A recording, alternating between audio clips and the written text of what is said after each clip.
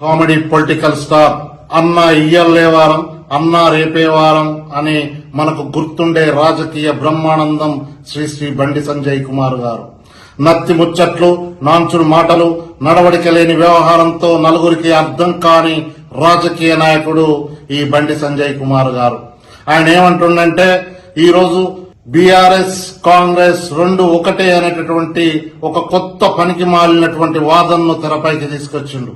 తెలంగాణ రాష్ట్ర ప్రజలంతా BRS BJP ఒకటంటుంటే దానికి నిదర్శనమే మొన్న జరిగినటువంటి అసెంబ్లీ ఎన్నికల్లో బీజేపీ అగ్రనాయకత్వం అంతా కూడా ఓడిపోవడం. నీతో పాటు కూడా ఈయన ప్రజాభిప్రాయానికి, ప్రజల వాదనకు ఎప్పుడు విరుద్ధంగా ఉంటాడు. ఈయన మాటలు ప్రజల వాదనకు విరుద్ధంగా ఉంటాయి. ఈయన వాదన ప్రజాభిప్రాయానికి విరుద్ధంగా ఉంటది. అసలు ఈ మనిషి ప్రవర్తననే సమాజానికి విరుద్ధంగా ఉంటది. ఎన్నికలు వస్తున్నాయనగానే విద్వేషాలు రెచ్చగొట్టడం, ఎన్నికల్లో గెలవడం, ప్రజలకు చేసేదేముండదు, పీకేదేముండదు. నేనంటున్న బీఆర్ఎస్ పార్టీ బీజేపీ రెండు కూడా ఒకటే అనేసి. ఎందుకు అనంటే, గత 9.5 సంవత్సరాల కాలంలో ఇక్కడ తెలంగాణ రాష్ట్రంలో బీఆర్ఎస్ ప్రభుత్వం పరిపాలనలో ఉంటే కేంద్రంలో బీజేపీ ప్రభుత్వంలో ఉంది.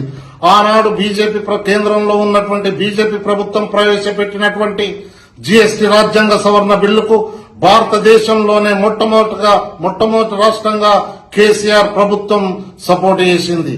డిమానిటైజేషన్ అయితే ఏమి, త్రిపుల్ తలాక్ అయితే ఏమి, ఇలా చెప్పుకుంటూ పోతే కేంద్రంలో ఉన్నటువంటి బీజేపీ ప్రభుత్వం ప్రవేశపెట్టినటువంటి 25 బిల్లులకు సపోర్ట్ చేసింది ఈ బీఆర్ఎస్ ప్రభుత్వం.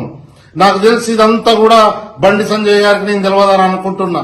ఎందుకంటే యావత్ భారతదేశానికి, తెలంగాణ రాష్ట్ర ప్రజలకు, ప్రతి ఒక్కరికి కూడా తెలుసు.